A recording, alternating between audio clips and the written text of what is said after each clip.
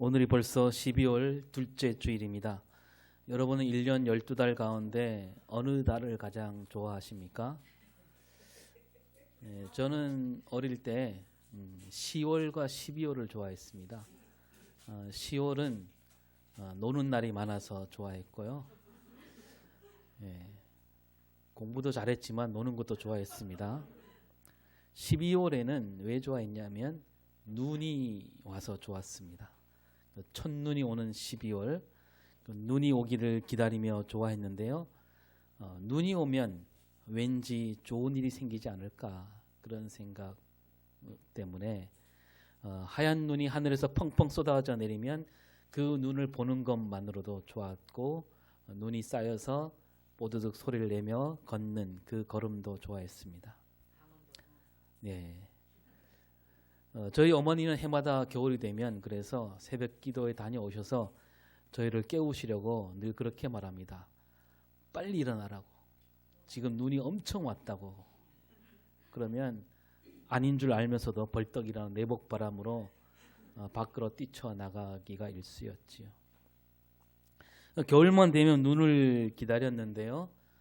눈을 기다리면서 또 성탄절이 기다리는 12월.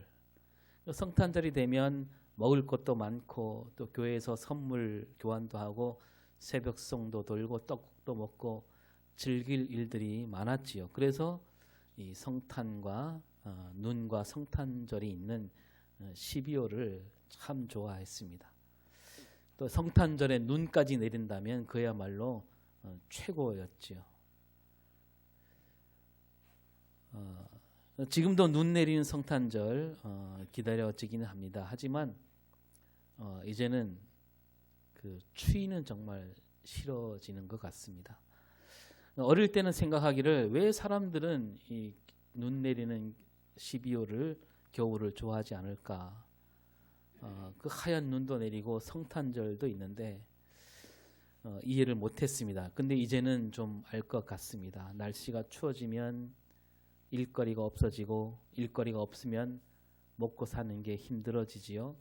거기에다가 추울 때 방도 따뜻하게 해야 되고 물도 데워 써야 하는데 연료비가 들게 됩니다.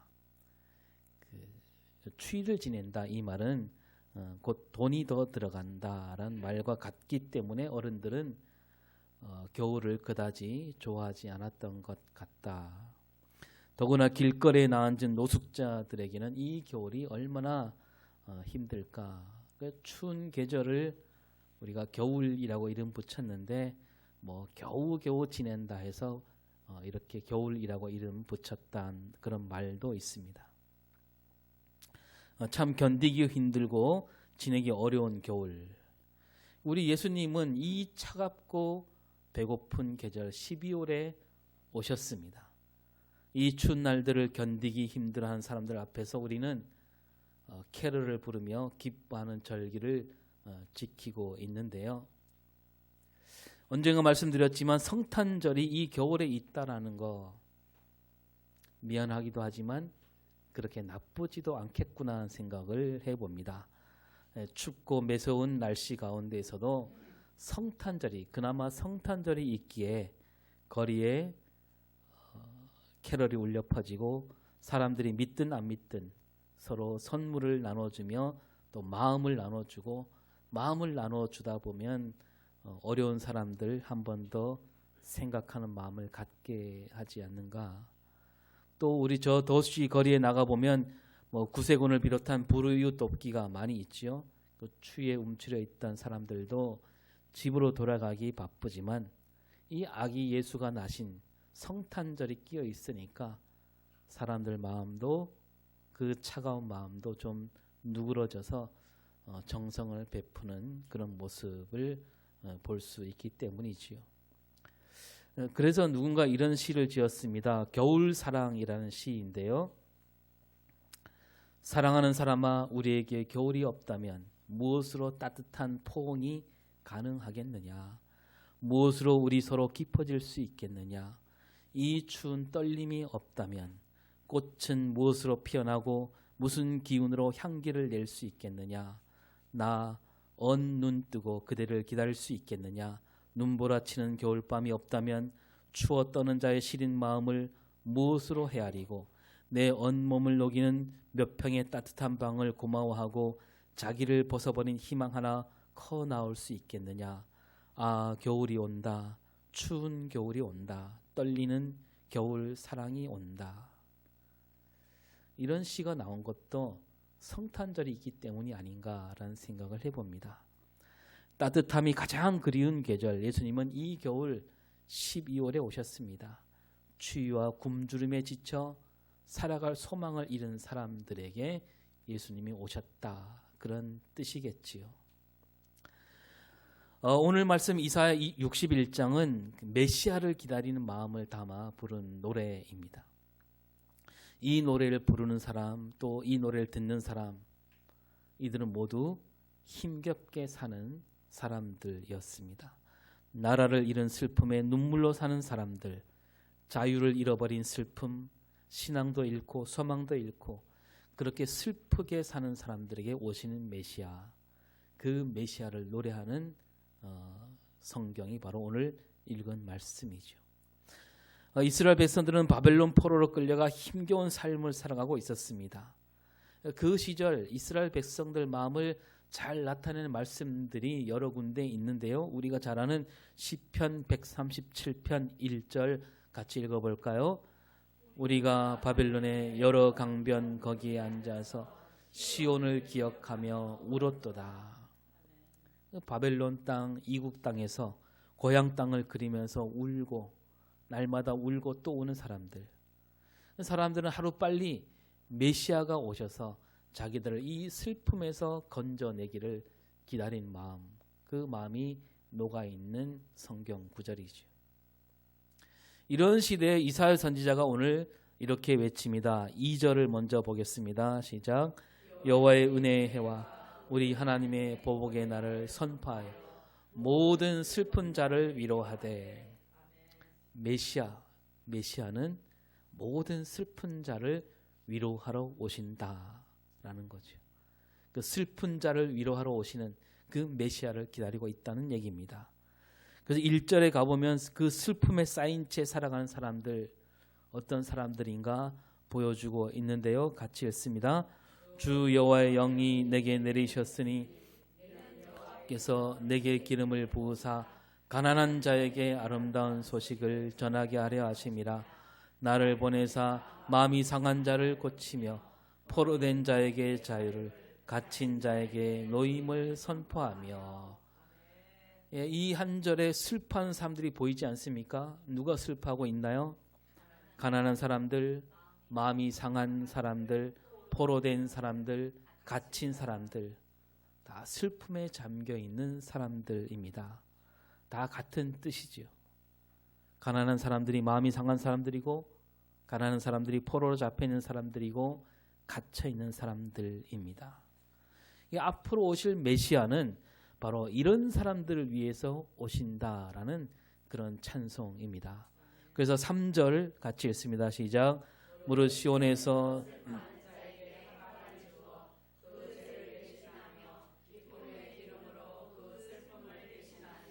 찬송의 옷으로 그 근심을 대신하시고 그들이 의의 나무 곧 여호와께서 심으신 그 영광을 나타낼 자라 일컬음을 받게 하려 하심이라. 이 슬퍼하는 사람들은요, 죄를 생각하면서 자기들이 지은 죄 때문에 이런 고난을 당하고 있다라고 하면서 죄를 뒤집어 쓰고 슬퍼하고 있습니다. 메시아가 오셔서 이 사람들, 죄를 뒤집어 쓰고 있는 이 사람들에게 화관을 씌워주신다. 화관 뭡니까? 꽃으로 만든 모자를 씌워준다는 거죠. 그리고 그 위에 기쁨의 기름을 부어주시고 근심 대신 찬송을 부르게 하신다. 그 메시아를 기다리고 있다는 거죠. 그리고 5절 6절에서는 가난한 사람들에게 주는 아름다운 소식, 가난으로 슬픔에 빠진 사람들에게 주는 기쁜 소식을 보여주는데 5절을 먼저 보면 시작. 외인은 서서 너희 양떼를 칠 것이요 이방 사람은 너희 농부와 포도원 지기가 될 것이나. 자, 여기서 누가 양떼를 친다 그럽니까? 외인이 양떼를 친다. 외인이 누굴까요? 네, 이스라엘 백성이 아닌 사람. 그러니까 포로로 잡혀 가난하게 사는 이스라엘 백성이 아니라 다른 나라 사람이 양을 친다. 그리고 누가 농부와 포도원지기가 된다 그러죠? 예, 이방 사람이 포도원지기 농부가 된다 그럽니다. 그러니까 앞에 외인이나 이방 사람 같은 말이겠지요. 그러니까 외인과 이방 사람이 양떼를 치는 사람이 되고 농부와 포도원지기가 된다. 그렇다면 메시아가 오면 그렇게 된다는 거죠. 그렇다면 가난하게 살던 이스라엘 백성들은 어떻게 됩니까? 그리고 5절을 다시 들여다보면 외인이 양떼를 친다 그런데 그 양떼는 외인들의 양떼가 아니지요. 누구의 양떼입니까? 예, 성경대로 하면 너희 양떼. 너희 양떼. 그러니까 뭡니까? 너희는 바로 가난하게 살던 이스라엘 백성을 가리키는데 가난하게 살던 이스라엘 백성들이 많은 양떼를 거느리게 된다라는 뜻이죠. 양떼가 얼마나 많은지 스스로 양떼를 치지 못하고 외인을 사서 양떼를 치게 한다. 또 이방 사람은 너희 농부와 포도원지기가 된다라고 합니다. 가난하게 살던 이스라엘 백성들이 이방 사람을 사서 농부로 포도원지기로 삼는다 이런 말씀입니다. 그러니까 가난하게 살던 이스라엘 백성들, 가난으로 말미암아 슬픔에 쌓여 살던 이스라엘 백성들이 그러면 어떻게 된다 그럽니까? 6절을 볼까요? 시작. 오직 너희는 여호와의 제사장이라 일컬음을 받을 것이라. 사람들이 너희를 우리 하나님의 봉사자라.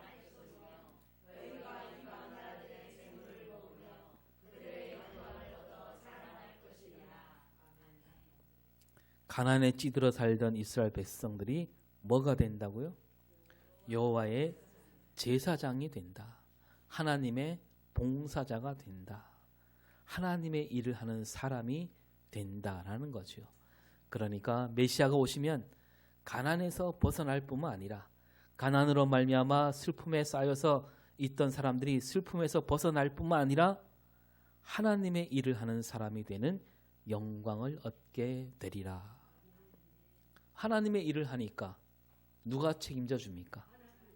예, 하나님이 책임져 주신다. 이보다 좋은 소식이 없는 거 아니겠습니까?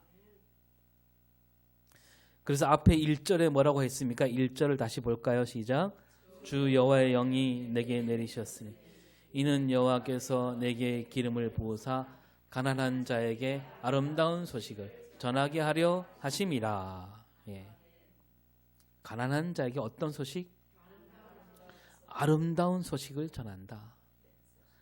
가난한 사람이 부자가 된다는 소식, 여기에 그치지 않고요. 가난한 사람들에게 아름다운 소식을 전한다.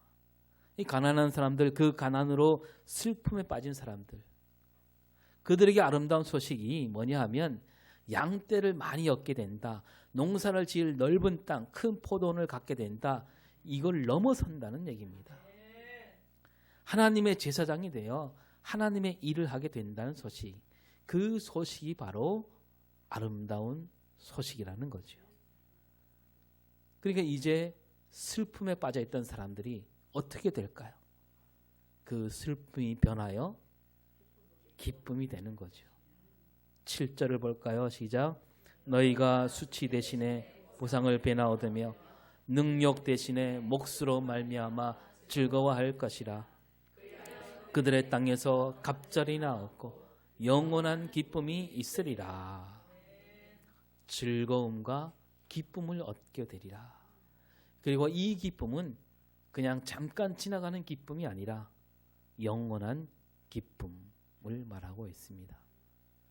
그리고 10절에서도 또 기쁨과 즐거움을 말하죠. 시작. 내가 여호와로 말미암아 크게 기뻐하며 내 영혼이 나의 하나님으로 말미암아 즐거워하리니 이는 그가 구원의 옷을 내게 입히시며 공의의 겉옷을 내게 더하심이 신랑이 사모를 쓰며 신부가 자기 보석으로 단장함 같게 하셨습니다. 아멘. 크게 기뻐하는데 무엇으로 기뻐해요? 부자가 되었기 때문에? 그보다 여호와로 말미암아 기뻐하게 됩니다. 이제 슬픔은 사라지고 기쁨과 즐거움만 가득합니다. 여호와로 말미암은 기쁨이니까 그 기쁨은 영원한 기쁨이 되는 거죠. 왜냐하면 여호와 하나님은 영원하시니까. 재물이 주는 기쁨하고 견줄 수가 없는 겁니다. 재물은 영원할 수가 없잖아요. 앞으로 오실 메시아는 슬퍼하는 이들에게 이렇게 말할 수 없는 기쁨을 주시는 분. 혼인자치 때 신랑과 신부가 좋은 옷을 입고 기뻐하듯이 그런 기쁨을 노래하고 있습니다.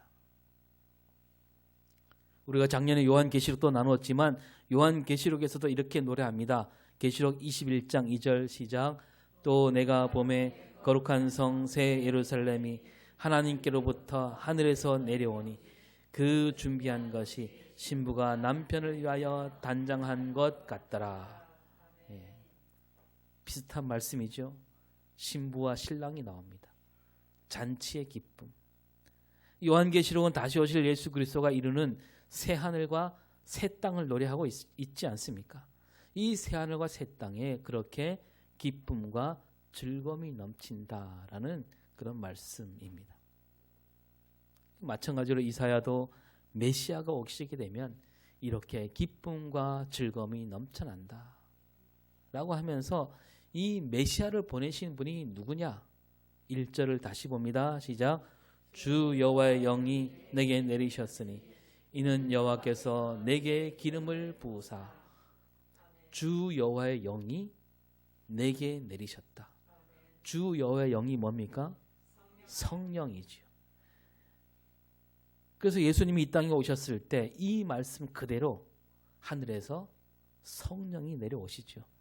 누가복음 3장 22절 시작. 성령이 비둘기 같은 형체로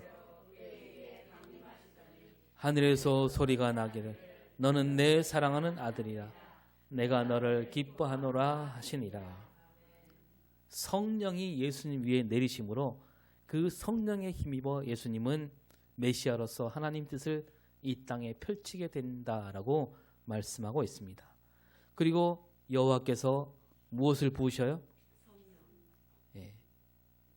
기름을 부으셨습니다. 기름 부음은 구약 시대로부터 내려온 전통이죠. 이스라엘을 다스린 모든 왕은 하나님으로부터 기름 부음 받은 자라고 되어 있습니다. 하나님 뜻을 받들어 세상을 다스리라 그런 뜻을 담고 있죠. 마찬가지로 이 땅에 오시는 메시아는 하나님 뜻대로 세상을 다스리는 왕이다. 그런데 이스라엘을 다스렸던 왕들은 나라를 제대로 다스리지 못했죠. 다윗 왕이 가장 잘 다스렸긴 했지만 그 다윗 왕조차도 흠결이 없을 수가 없었습니다. 이스라엘을 다스렸던 왕들 가운데 백성들에게 슬픔과 괴로움을 안겨준 왕들이 한둘이 아니었죠. 그리고 마지막에 가서는 온 나라를 그냥 송두리째 수렁으로 빠뜨리고 말았습니다. 백성들은 오랜 세월 슬픔 속에서 괴로움 속에서 지내게 되었습니다. 그런데 이제 오실 메시아는 그렇지 않다. 오실 메시아는 오직 하나님 뜻을 펼치는 참된 왕이다. 슬퍼하는 이들에게 기쁨과 즐거움을 가득 안고 오시는 참된 기름 부음을 받은 참된 왕이다.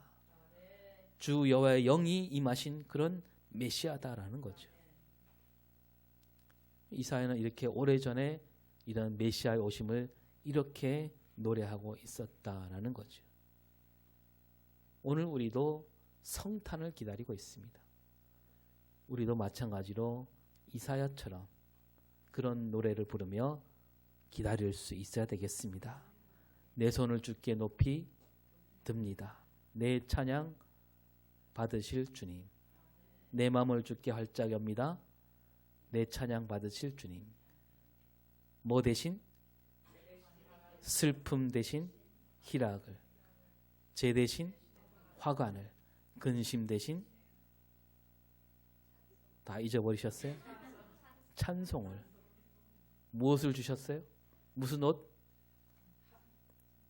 찬송의 옷을 주셨네. 불러볼까요? 내 손을 주께 시작. 내 손을 주께 높이 듭니다. 내 찬양 받으실 주님. 내 마음을 주께 활짝 엽니다. 내 마음을 주께 활짝 엽니다.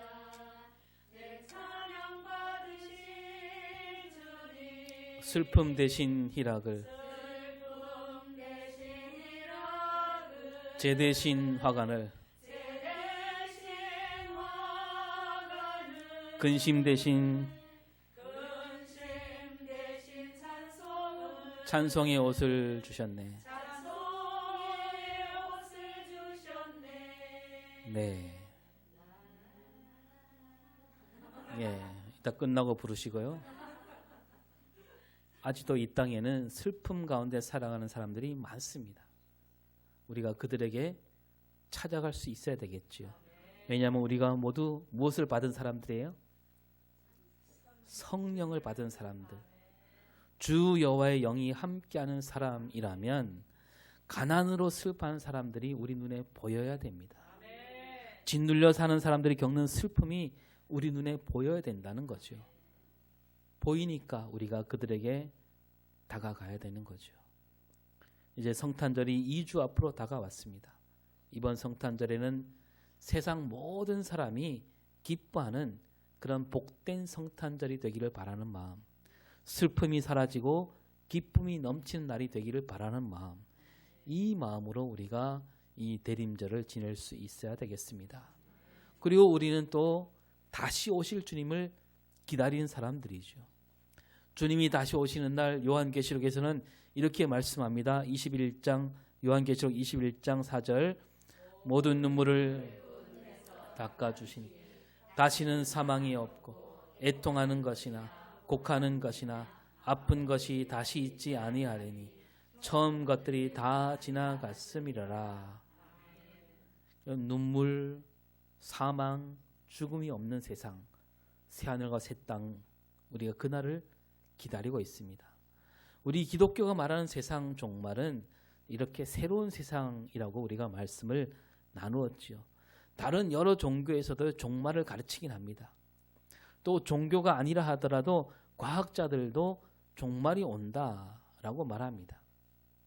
과학자들에 따르면 태양이 언젠가는 없어진다.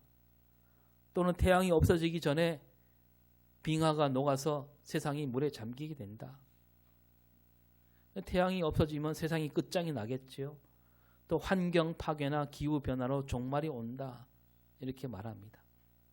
이게 다른 종교나 과학이 말하는 종말은 이렇게 파괴 그리고 소멸, 그런 종말, 어둡고 우울한 느낌을 주는 종말이죠.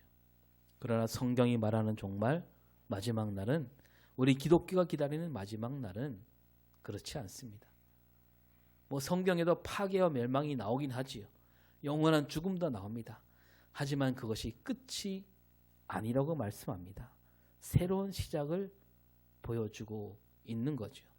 세상의 질서는 끝나지만 하나님 나라가 새롭게 시작된다라는, 그것이 우리 기독교가 말하는 마지막 날입니다. 마치 1945년 8월 15일 누구에게는 패망이지만 또 우리에게는 뭡니까? 새로운 날이잖아요. 그래서 우리는 그날을 가리켜서 빛을 되찾은 날, 광복이라 그럽니다. 마찬가지로 우리 기독교 신앙에서 이 종말은 사탄의 세력에게는 끝나는 날, 어둠의 날이지만 우리 믿는 사람에게는 새로운 시작입니다. 슬픔과 눈물이 없어지는 날이죠. 사탄에게 받았던 그 슬픔과 눈물이 다 사라지고 기쁨과 즐거움이 가득 넘치는 날. 그날을 가리켜서 말씀드린 대로 새하늘과 새 땅이라고 하는데, 요한계시록 21장 1절을 보면요, 시작. 새.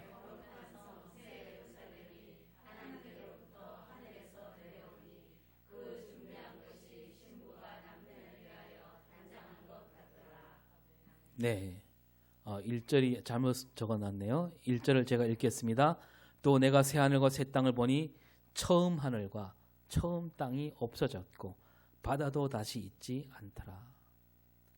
처음 하늘과 처음 땅은 없어지고 새 하늘과 새 땅이 열린다. 처음 하늘과 처음 땅, 그 땅이 아예 없어진다는 얘기일까요? 그리고 바다도 없어진다는 얘기일까요? 그런 뜻이 아니라 악한 세력, 사탄이 본거지로 삼고 있던 것이 없어진다는 얘기입니다.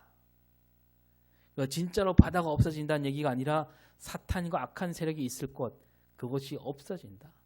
가난 때문에 흘리는 눈물, 슬픔이 없어진다는 뜻으로 이렇게 말씀하고 있다는 거죠. 성경에서 가르치는 세상 종말, 그날에 하나님께서 자연을 새롭게 하시고 그 새하늘과 새 땅에 우리 그리스도인들을 살게 하시겠다는 말씀입니다. 거기가 바로 온전한 하나님 나라지요.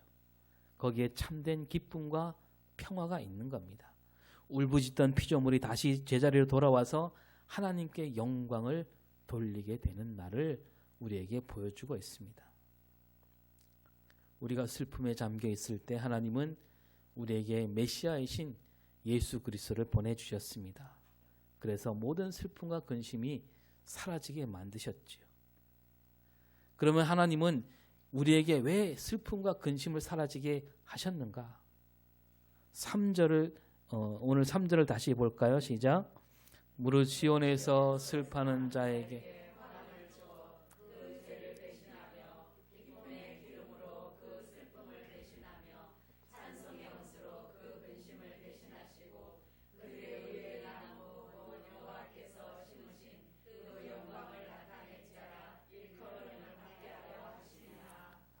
네, 하나님께서 메시아를 보내셔서 우리에게 슬픔을 다 걷어가게 하시고 근심을 걷어가게 하신 뜻이 뭐냐? 의의 나무로 삼으려고 하신다. 이 의의 나무에서 열리는 열매가 뭘까요? 하나님의 영광이죠. 죄 가운데 살아갈 때는 거기서 뭐가 열려요? 세상의 헛된 영광이 열립니다. 이제 하나님께서 그들을 새롭게 하심으로 하나님 영광을 드러내는 삶을 살아가게 하시려고 우리에게 메시아를 보내주신다는 말씀입니다. 그러니까 우리가 위로받는 것에 그치는 그런 삶이 아니라 하나님 영광을 나타내는 그 소망이 있는 삶을 살게 하신다는 얘기죠. 이제는 눈물 지으며 한숨 쉬며 살아가지 않습니다. 어딜 가든지 하나님 백성으로서 하나님 뜻을 널리 알리며 살아갈 수 있게 하시려고 우리에게 예수 그리스도 메시아를 보내셨다는 말씀입니다. 우리가 오늘 이 뜻을 잘 받들 수 있어야 되겠습니다.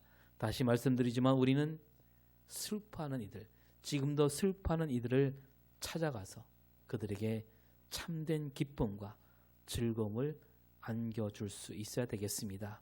이 땅에 슬픔을 가져오게 하는 그 어떤 악한 힘, 그 힘과 맞서야 되겠지요.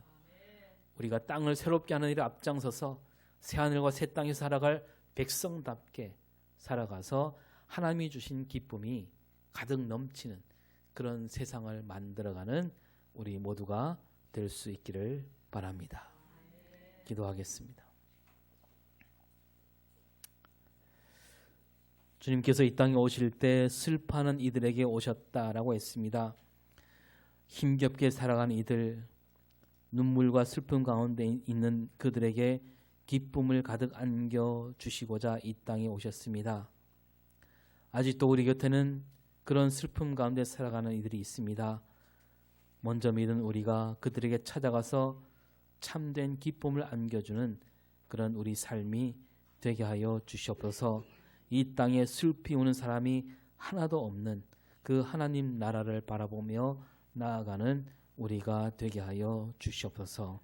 감사드리며 예수 그리스도 이름으로 기도드립니다. 아멘.